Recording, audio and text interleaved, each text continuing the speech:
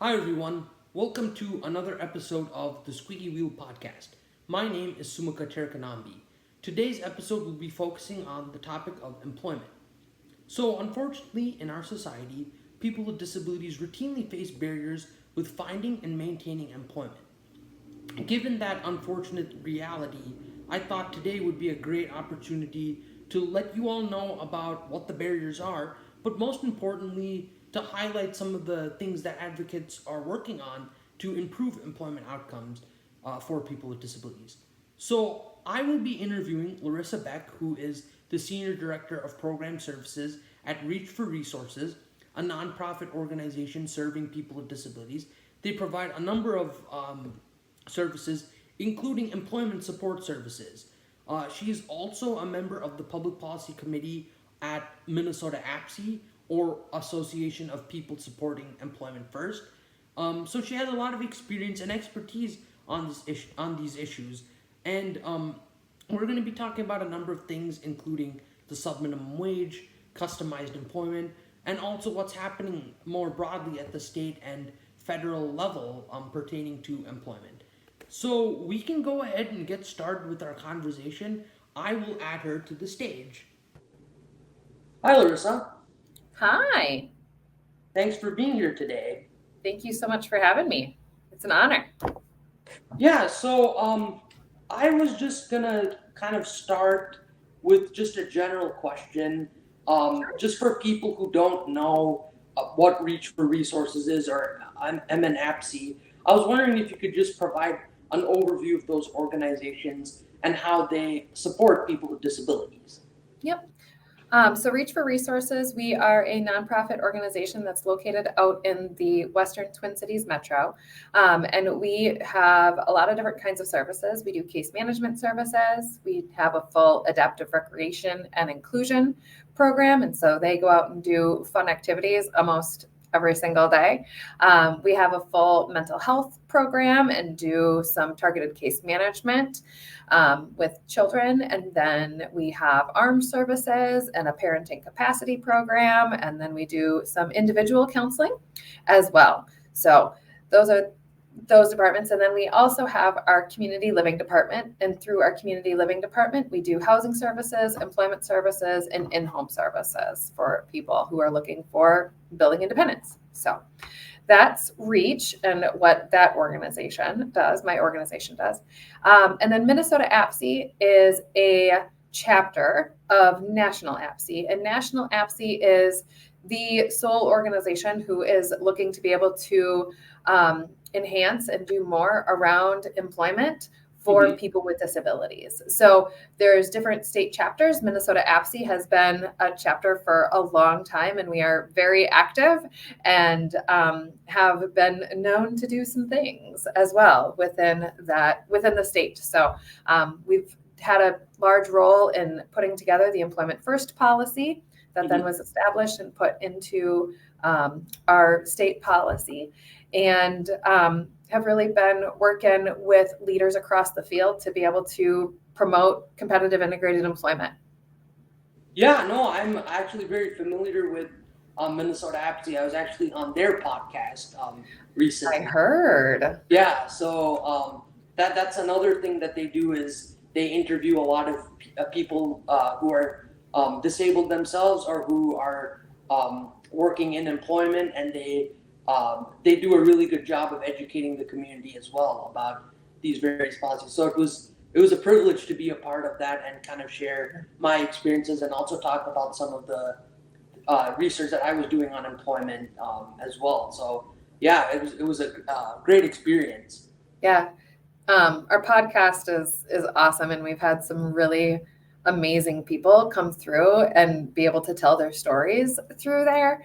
And it's just an awesome place. So yeah, so I was just kind of curious. I don't know how many of my viewers are already aware of what competitive integrated employment is, or what Employment First is. So if you could provide just a kind of a brief overview of those specific initiatives, what they are, and how it relates to employment for people with disabilities. Sure.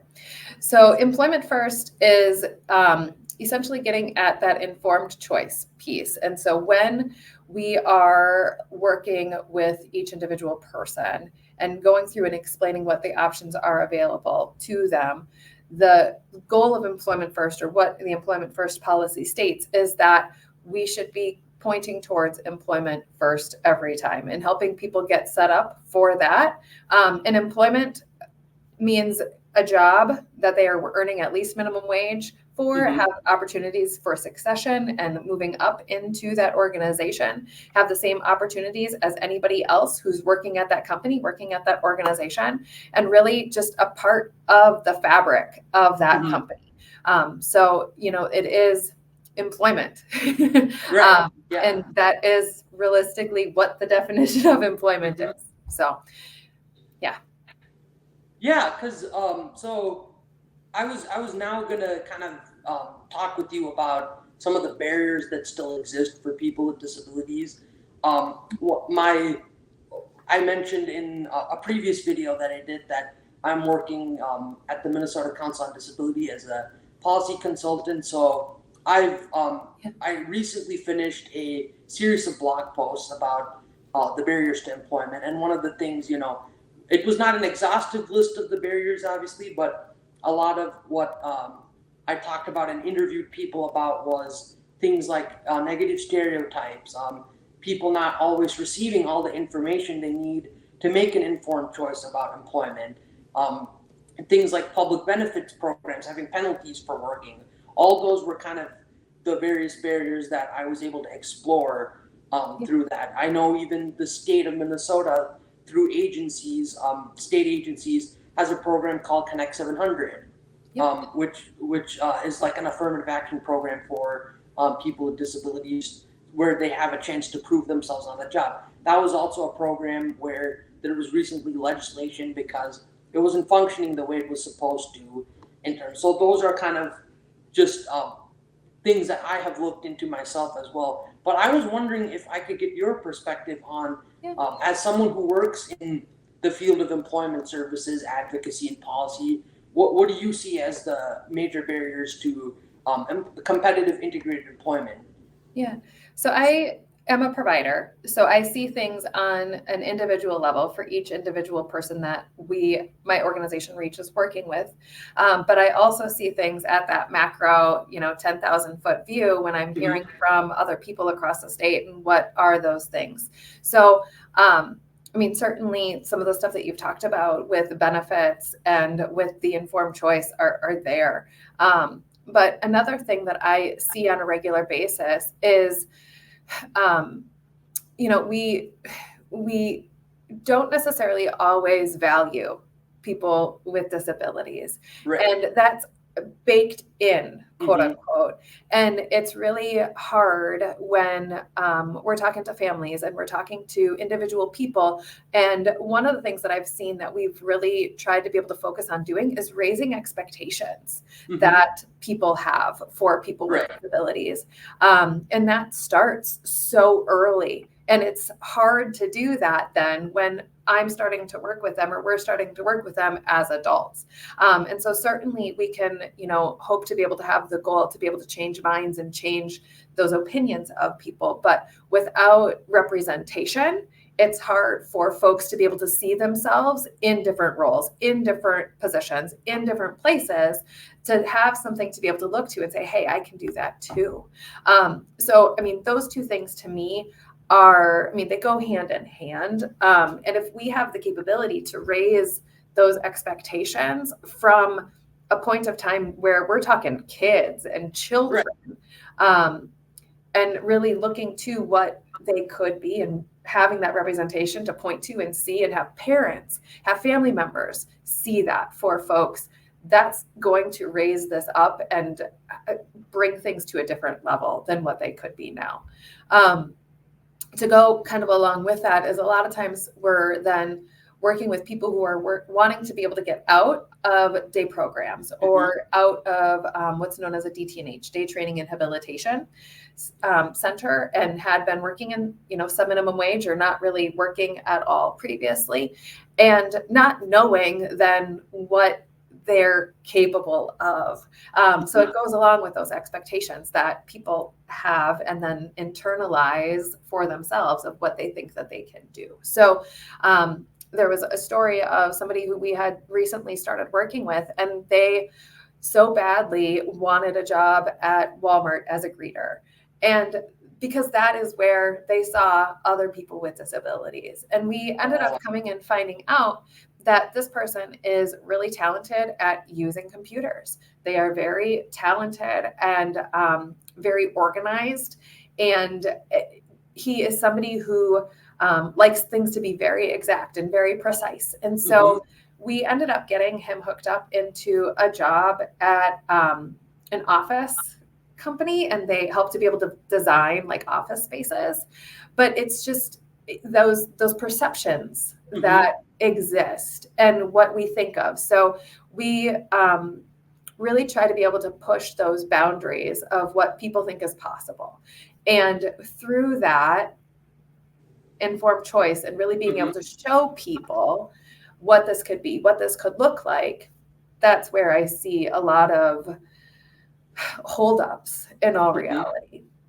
From the state side of it and macro level, there's always going to be things with benefits. There's always going to be those myths that when you work more, your benefits are going to get cut off. And well, yes, with Social Security, as you work more, your benefit is going to go down, but you're also going to be earning more money at the end of the day. For every $2 that you earn, your Social Security is reduced by $1. And then there's also a program, MN APSE, Medical Assistance for Employed Persons with Disabilities.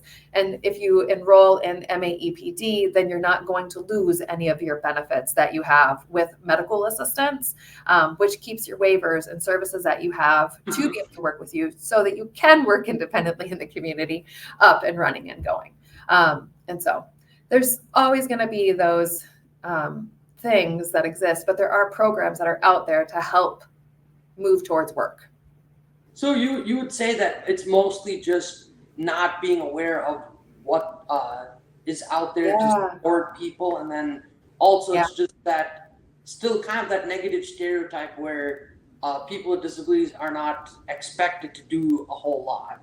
So exactly. So there's the 4 F's are the jobs that we envision, quote unquote, people with disabilities to go into: flowers, filth, fetching, and food. And so those are the ideas that people have because that's where the representation has been. So to me, it's really getting people into jobs, having those stories be told, having that representation, and we can make some changes. Yeah, because that's definitely something that I came across when I was interviewing people, and just this expectation that even one of the people that I was interviewing for the blog post was basically saying that a lot of people didn't expect him to hold on to his job long term. So those kind of low expectations and negative stereotypes, the idea that people with disabilities can't be productive, that's still a huge problem that needs to be addressed. So I like the example that you gave of someone who maybe wasn't reaching their full potential and then was able to because they got the support they needed. So that makes a lot of sense. Exactly. So now I wanted to get into the subminimum wage. So I do know that there is some division in terms of that. Most advocates do believe that it should be ended at some point, but then there are people who still think that it's an opportunity. And so I just wanted to kind of have you define what the subminimum wage is, kind of how that policy came about, and then what's the use of it in Minnesota? Because I've heard that Minnesota is one of the states that uses the subminimum wage a lot more than the rest of the country. And I also personally believe that it is a form of exploitation and a way that is keeping people with disabilities from reaching the potential that we're talking about today. So I just wanted to have you kind of give some background for people who don't know what the subminimum wage is. Yeah, so subminimum wage is a it's done through the Department of Labor. And so different provider organizations apply for what's known as a 14C certificate. Mm-hmm. And that certificate then allows these providers to pay people less than minimum wage for their time that they're working. And so there's a couple of different ways that this happens and ways that this looks. Most of the time it is done as piece rate work, and that is done in the larger facilities, on the floors of different organizations and big rooms that folks are in, and they're paid per item that is done. So people can get, it really depends upon how fast somebody is working through and getting done with their work. The other way that this is done is with crews that are going out into the community and doing what's known as crew work. And that is typically done most of the time. These are cleaning kinds of roles that people are contracting to get into. But it is a contract that these organizations, that these providers have with different companies in the community. So they contract with these agencies to then say, we'll give you this much money to have this work get completed. And then the folks who are doing the work are paid at a piece rate for that. So Minnesota's journey with this has been interesting. Back in 2021, there was an establishment of a task force by the Minnesota legislature to be able to figure out how would be the best way to be able to end subminimum wage within the state. And so this originally started with 4 self-advocates who had wanted to come in and say, we need to end this practice. We need to be done with this. And so through their advocacy, this task force was started and began. So the task force ran for 2 years. I had served on the task force as a provider of employment services. I also have a son with a disability as well. Okay. So that is certainly a thing to go along with this, and helps to be able to guide my viewpoints and through my lens on this as well. And then, I'm on the board for Minnesota APSE as in addition to that. So certainly have been around this and know of it. But so the task force did all of their recommendations. And then we gave all of those recommendations to the legislature. The governor included that within his policy and budget for that year. And the only thing that didn't get passed to go along with this huge package of legislation promoting competitive integrated employment was ending the use of subminimum wage. So last year we had went back to the legislature and again tried to be able to end subminimum wage, and it again just wasn't able to get through the conference committees and get passed at the end of the day. But certainly is something that we're going to continue to go back for yet again. There are 16 other states who have ended subminimum wage across the country, and we want to be able to be one of the next ones to do so. And so this is, something that is we're committed to doing and really want to be able to make it happen. There's been different states who have ended subminimum wage through legislation. There's others who have been sued by the state and are now dealing with the Department of Justice to be able to end the practice and do that. And, it would be great to be able to just end this through legislation and move forward with a good plan of how to do this well within Minnesota. You had said before, Minnesota is a large user of subminimum wage. And yes, we are. We are the number 1 user per capita of minimum wage.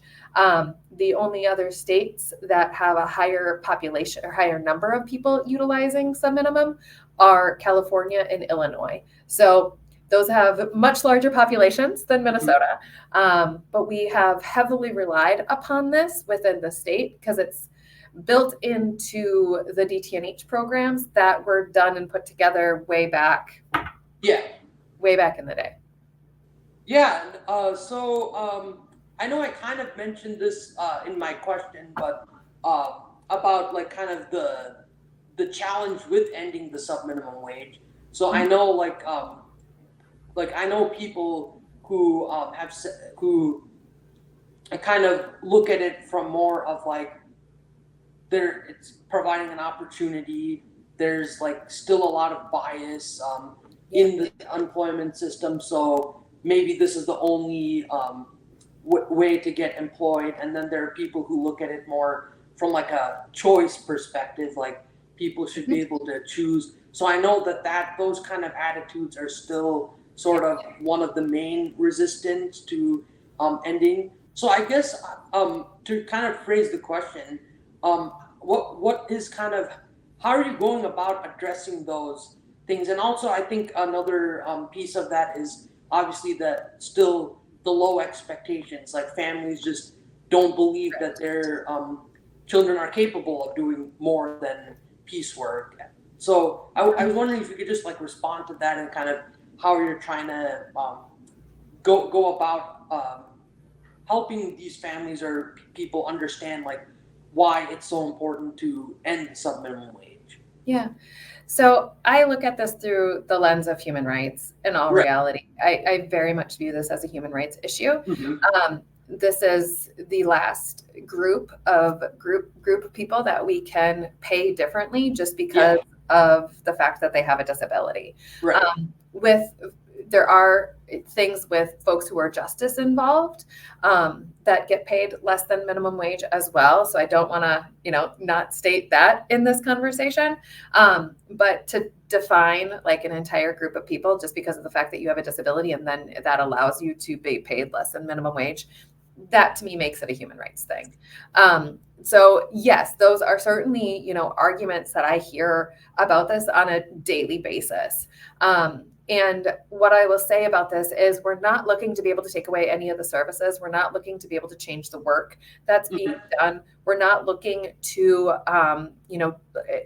change what a person is doing as a part of their day. The thing that we're asking for to be done is that when people are working, they're getting paid at least minimum wage to do the work that they're doing. On average, people who are in these subminimum wage types of jobs are working between 4 to 7 hours a week and earning $3.50 per hour. So when we're talking about 4 to 7 hours of work for $3.50, some agencies have done this very differently. There's agencies who have done this very differently. There's agencies have gone back to those contracting partners that they have and said, hey, for us to be able to continue to do this, we want to be able to pay the folks who are doing the work at least minimum wage. Can you raise up your contract so that we can pay folks at least minimum wage to do so? There's other agencies who have transferred their models completely and entirely and are looking to get people into more competitive integrated employment and then ending their subminimum wage work that they're doing. So the task force, the Coalition on Disability Wage Justice, isn't looking to state like that you need to change your practice as an organization. Each organization needs to be able to figure out what's going to be the best choice for themselves and the people that they're working with. The things that we're asking for is just pay people minimum wage, plain and simple. And so it comes back to, like you said, raising expectations. I've had conversations with family members and parents who've told me that their child isn't worth paying minimum wage to.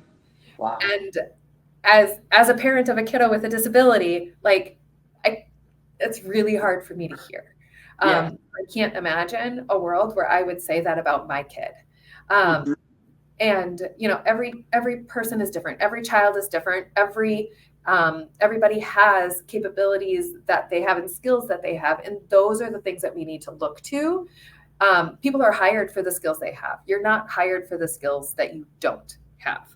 Right. And so when we're talking about this and looking at this, we need to change our mindset about employment and what that is and what that looks like, and look at it through the lens of what people are capable of versus what people aren't capable of. Yeah, and I think another issue is is that a lot of people who don't want to be even consider subminimum wage are kind of funneled into those programs. I know one of the people I talked to when I was doing the blog post, he was expressing how he did not want to be in subminimum wage at all, but that was kind of the option that was being forced on him. And obviously, he was someone who was doing a lot of things actually. So subminimum wage was definitely not the option. And Yeah. yeah, and also to kind of transition to my next set of questions. There are alternatives, obviously, to the subminimum wage that have shown a lot of promise, um, and one of those is customized employment. So I know a little bit about customized employment, and I've seen one of the things I've seen is that it's really proving the narrative wrong that people can't do it. It's showing that with the right support and the encouragement and everything, it is possible for someone, even with significant intellectual disabilities, to be able to do a meaningful job and get paid more than subminimum wage. So, or more than the minimum wage. Yeah.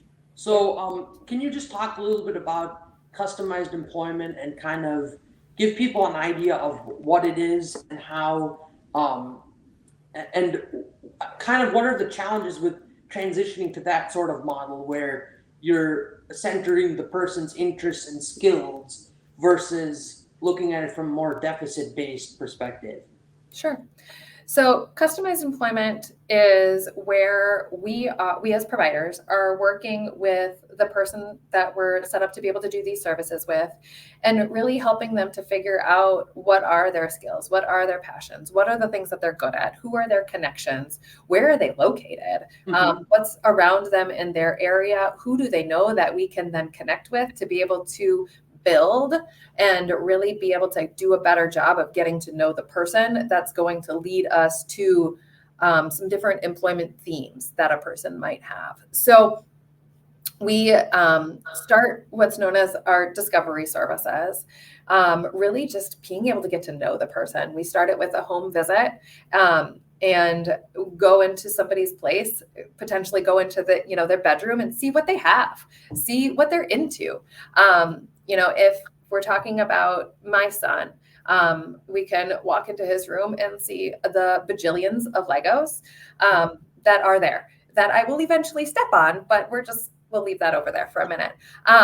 And so we see the different things that he's into and that he enjoys and what he spends time with. And even just going in and seeing all of the Legos in his room, like I can then envision how he is thinking about it and what he's doing with them all. He goes and makes different characters from different sets that he's has, and it drives me nuts because I'm like very type A, and this is the set that you had, and why are you breaking all of this in part and making it into this different character that you're building yourself? But that's how he envisions it, Mm-hmm. and that's what he is doing it with. So he's very creative that way, and then has all of the different powers. And my son's 13, so like I want to just preface this by saying he's 13. So this is very much where he is. But you find a lot out about a person when you see their space and what they have and what they're Mm-hmm. into and what they're passionate about. You also then can see what they're good at too. So to go along with that, then we go and do different contact interviews to really get to know people who know that person best. So we would talk to, potentially a residential provider, a case manager, the parents, the sibling, the aunt that they're really close to, the person that they volunteer with on a regular basis. So we talk to different people who are involved with that person's life and know them really well. Through there, then getting to know what are the skills, what are the passions, what are those emerging skills that somebody has that we can really help to further develop and make sure that, when we're told, hey, this person is really good at computers, that actually means that they because I have a friend who their family will say, yeah, he's a master at computers. And we're talking he runs his email. But his family, they're doing good if they're opening a computer and hitting the start button. So it's that skills verification piece, right? Show me what you do on a computer. Show me what this looks like to you. And so that I can then get a better picture in my head of what that looks like and what that means to you. So we do those contact interviews, we do those skills verifications, we take people out into the community, places that they are familiar with, places that they're not familiar with. How are you interacting there? How are you operating in there? What are the things that are difficult for you? What are the things that are really easy for you? And that really helps us to then build what are the conditions for success for a person to be successful in a job, in a position, in a role. And that through there, we're building themes of what is the person interested in and how are we going to approach this. So a theme that, I've done before with somebody is working with your hands. And so for each of the different themes, we develop a list of 20. And with that list of 20, it's 20 different businesses. Not necessarily 20 different jobs specifically, but like 20 different places that somebody would do something with working with your hands. So that could be working in a garden, that could be doing things as a mechanic, that could be, anything that's related to working with your hands. And we go and interview them.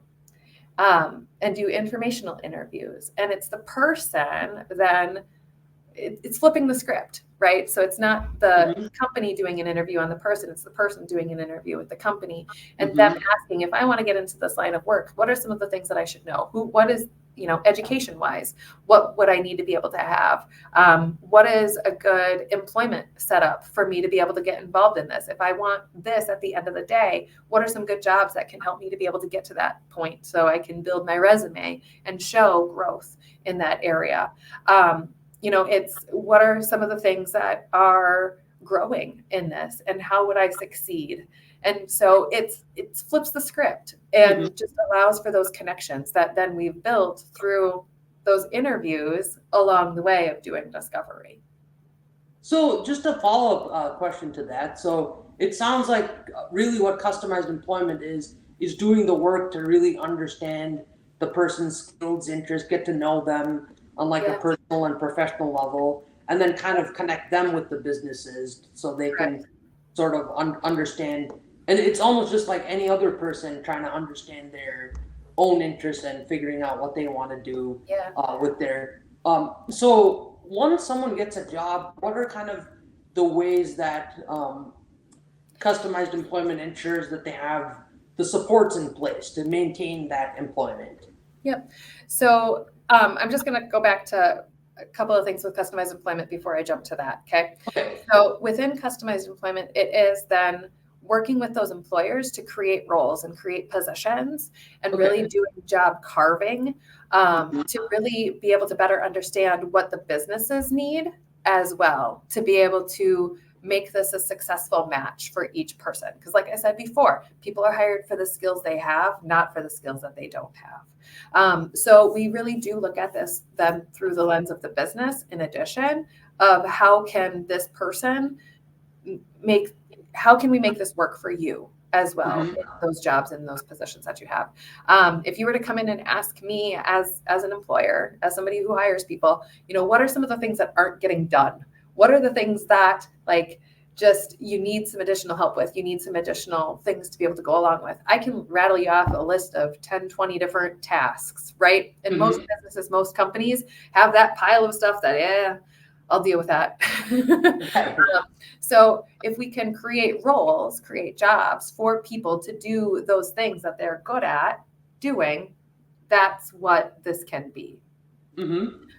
So then for that long-term support side, so when we're going through and doing this discovery process, we're finding out what it is that the person's going to need to be successful in those jobs, in those roles. Are they somebody who's going to need a lot of support on the job up front and be able to fade things off? Are they somebody who's going to need more continual support that's more long-term? And what is that going to look like? What is that going to be like? The goal is really to be able to lean on those employers and be able to find different natural supports in those jobs to help people along the way. We all have those natural support systems that we build into our own communities, right? I have my sister who will call me and remind me of, hey, did you take care of blah, blah, blah, blah, blah. And we all do that. And those are in our jobs too. And so we have the capability to set those things up with employers as well. So, but obviously there's people who are going to need more support and they're going to need more assistance on a day-to-day basis in addition to that. And so it's working with those employers, working with those people, working with, each person to really figure out what is that going to look like? What is that going to be like? What's going to be available to this person? And it can kind of depend upon what services a person has set up and what it is that they need. Employment services are meant and designed to do those employment types of things with people. And so if somebody needs services in addition to that, that could mean bringing in some PCA hours and PCA time while somebody is working in addition to the employment provider. And sometimes that can mean looking at the residential provider that they're working with to be able to help to be able to figure out what is that going to be and how is this going to look and how is this going to operate best for each individual person. And so with the programs and how things are set up, it's using those waivered services for that long-term piece of being able to support somebody in a job long-term. So we have some people who are working and they don't, their job, their employer doesn't even know that there's an employment service provider in place. We check in with that person every, week, every 2 weeks, whatever it is that we have set up with them. And talk through whatever issues, problems, concerns are going on. There's other people that we're working with that we are there 15 hours a week with them at their job, and checking in every shift that they have and just, having those conversations with the employers, having those conversations with coworkers, and what do we need to do? How do we need to approach this? What's going well, what's not going well, and how can we move forward better? So it looks very different for each individual person that we're working with. So, what are kind of some of the this kind of ties into what we were just talking about with like the subminimum wage, but what are some of the challenges that are still being experienced with transitioning fully to this sort of model? Because it does definitely sound more person-centered. It's more about making sure people have not just an employment opportunity, but one that's meaningful and gives someone purpose. So, like, what is still kind of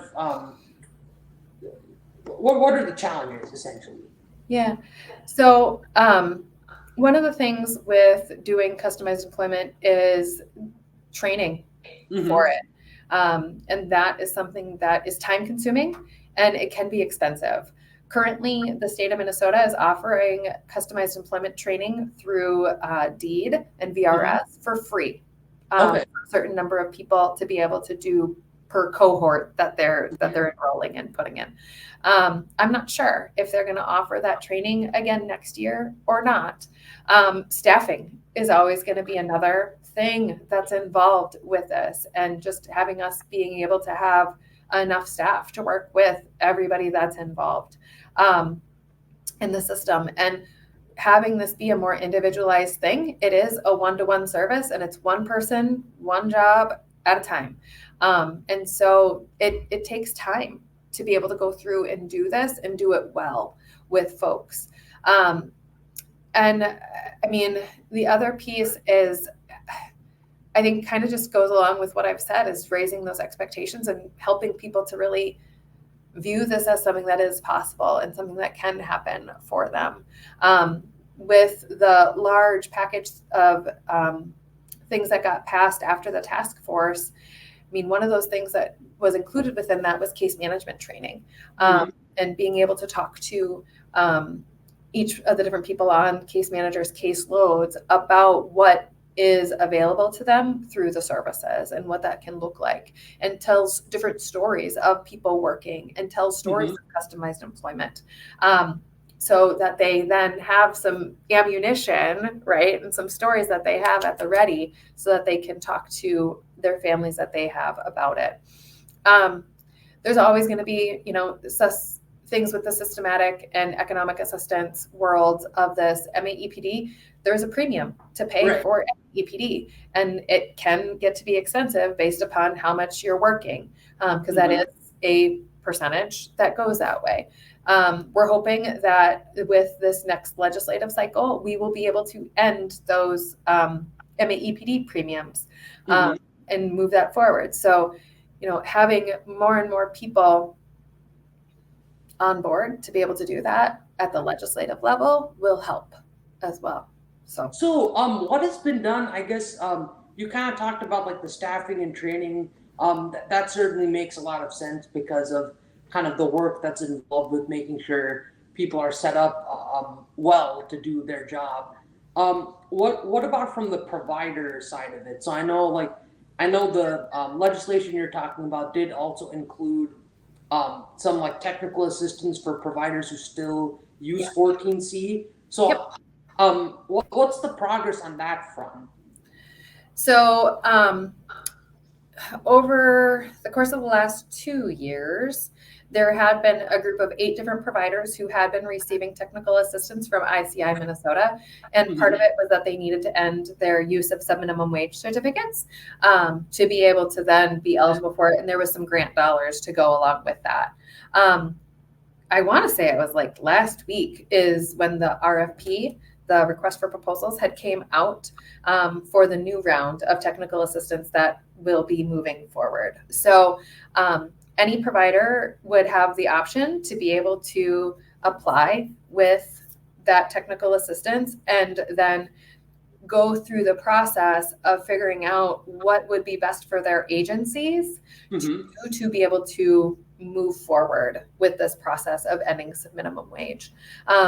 With this round, I don't believe that there was a requirement to end, but like that is certainly the goal, is to be able to transform your agencies. And so this is with built-in assistance from ICI Minnesota and ICI UMass Boston, who have been known to be the experts on everything transformation and employment. Yeah, that makes Very a helpful. lot of sense. So now I kind of want to kind of finish off the interview. I kind of wanted to talk about like what's happening from like a broad policy level. So I think since we've talked a lot about what's happening in the state of Minnesota, I know that MN APSE, for example, follows federal legislation in terms of employment. So what's happening at the federal level, or what's being proposed at the federal level to improve employment outcomes for people with disabilities? Yep. So there has been a law that had been put forward in the House to be able to end the use of subminimum wage nationally. And that would do it. I want to say it was, oh man, I don't remember how many years was put onto that. But unfortunately, just with the way that the legislature is moving and operating, nothing's really moving forward. Everything's kind of at a standstill federally, which makes it hard to be able to make any progress that way. Other thing that is happening nationally is Department of Labor is doing a full review of the use of subminimum wage. Okay. And they're supposed to be offering up a new rule here in August. So soon we'll be getting the final rule that's put out around 14C. There were listening sessions this past fall about that, and I had participated in those listening sessions and had listened and heard all of the things that were brought up by every person within those. And it's a lot of what we've talked about and a lot of what concerns you're hearing as well from families and from people who are hesitant and scared to be able to end this practice and the use of subminimum wage. So we'll see what will happen and come from that final ruling. I will say that we are currently, or we would be in the look back period for this though too. So if, depending upon how the election goes in November, if this would be, depending upon who would become president, the new president would have the capability to look back and overturn any of these rulings that are coming out as of now. And so that's something to be mindful of here as well. And with Chevron case getting overturned for the Supreme Court, it also raises to question, what do these final rulings really mean, and how what needs to be done and how do we operate with that moving forward as well. So there's a lot that's up for debate, and I'm going to leave that to legal scholar people who actually know things about that versus me. And I have opinions, sure, but we'll see what they say, and we'll see how that shakes out with the ruling of Chevron. And then, wait until elections happen. But right now, let's get the final rule. Yeah. Let's get that information and figure out what we need to do and how we need to enact things moving forward after that. Yeah. So now I just kind of want to get some final thoughts from you. Yeah. I want so I know we've talked a lot about why employment is important, but when you're talking with lawmakers or when you're trying to convince them that this is a serious issue, how are you kind of going about that? What's the why essentially? So when I'm going and talking to legislators and talking to them about this, it's a lot of education. And it's a lot of just informing them of what this is and how it works. I've had conversations with people who are opposed to ending the use of subminimum wage, and they are just really misinformed about how this practice works.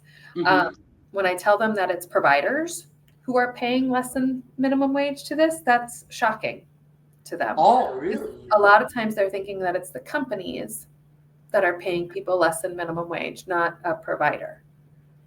And so when they find out that it's a provider, it makes them think differently about it, because these providers are meant and designed to be able to help people and train folks to do more, right? Right. And when they're then reinforcing paying some minimum wage, it changes the mindset a little bit for folks. And so it's honestly telling the stories of it and explaining what that is and what it could be. And the other thing that I just want to be clear with about this is, just because we end subminimum wage, that doesn't necessarily create more jobs for people with disabilities. Right. Competitive integrated employment. These are two separate things that we're talking about, of raising and enhancing services around competitive integrated employment and ending subminimum. Ending subminimum just pays people for the work that they're doing at least minimum wage. Enhancing competitive integrated employment is all of the rest of the work that we need to do to be able to better the system. Okay. So, it's sometimes making that clear that yes, we can end subminimum, but that isn't necessarily going to do this. We need to do a lot of other stuff, and a lot of it's been done. That's the cool thing. We've done a lot. There's a lot that got passed back in 2023 that will enhance CIE overall. We're a year into it, it takes time to be able to have that happen and have that move through. The case management training that I talked about, I want to say that all previous case managers needed to complete that training by August. So it's still coming to fruition. These are large systems that take time to be able to make movement and make forward progress.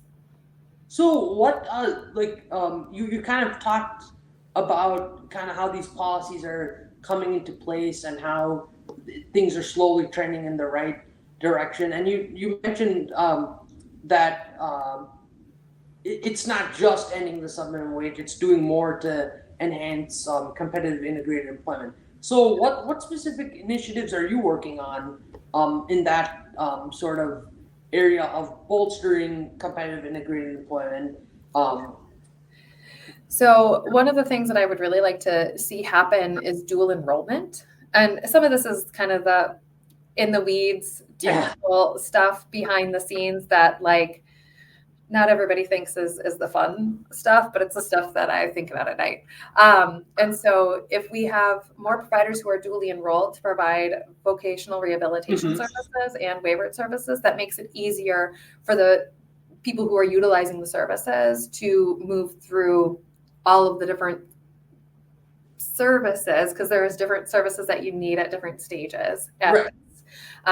And working with VR and waiver programs more seamlessly is Mhm. one of my goals and one of the things that I would really like to be able to see happen.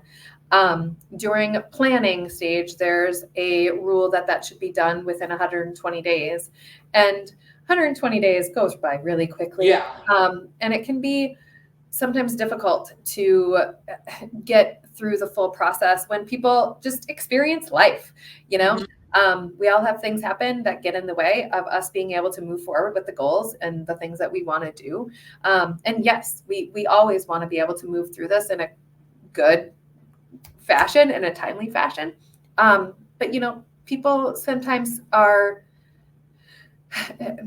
calloused by the system to and working with multiple people and working with multiple providers, and I need to go through and tell my whole story again. And Yeah. it's time to really build relationships with people and get to know folks and you know, show them that, hey, like, I'm here and I want to be able to help you with this, and let's move forward and let's do this together.